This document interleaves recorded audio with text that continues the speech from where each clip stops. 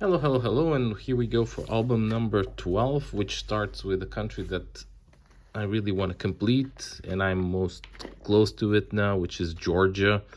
Not really for these banknotes here, because there's one or two that are not easy to find, but overall they're like quite reasonable.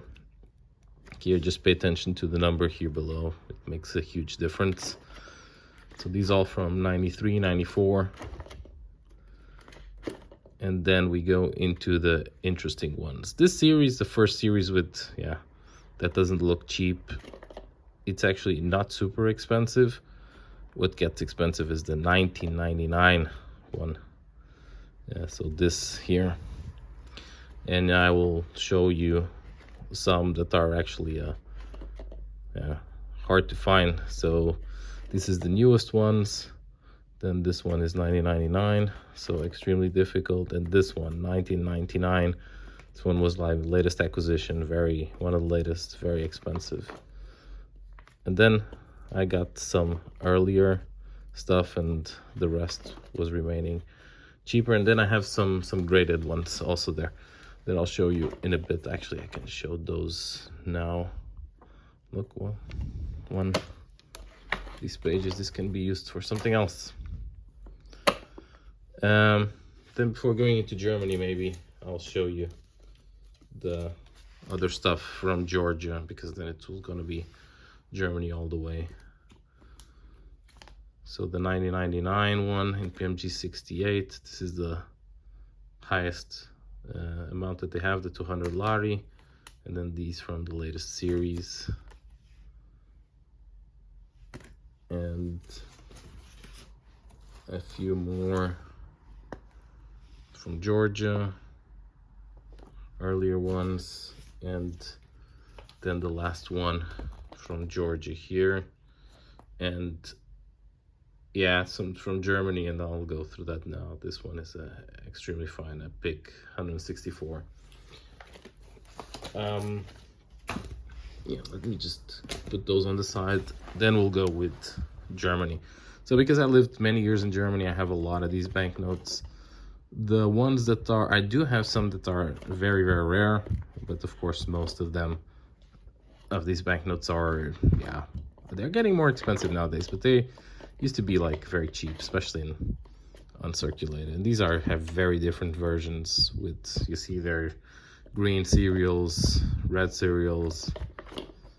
These earlier ones, I had quite interesting mix. And for this, this is probably one of the few countries that I don't use the pick numbers. I use the German catalog. They did have that, so some of these are actually quite nice.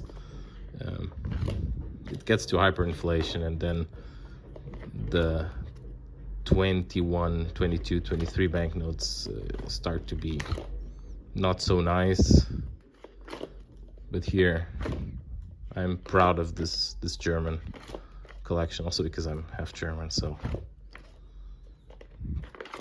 But yeah, so starting with these, this is where you kind of lost the plot. They needed, the hyperinflation was so big that they needed these on a new values on a daily basis. So it goes all the way to the billions of marks and the trillions. Going quickly through these ones, you can, if you really want to just check text, you can do it online somewhere. Yes, we'll overprint. And then we go into here. Here is where it starts to get better. So this one's from 23 start to be the ones that are traded in gold. So this one was worth $0.50 or $0.25 or 1.5 golden marks. And these start to get expensive. And you see this here are the Renten mark. There's a few that are very hard to get.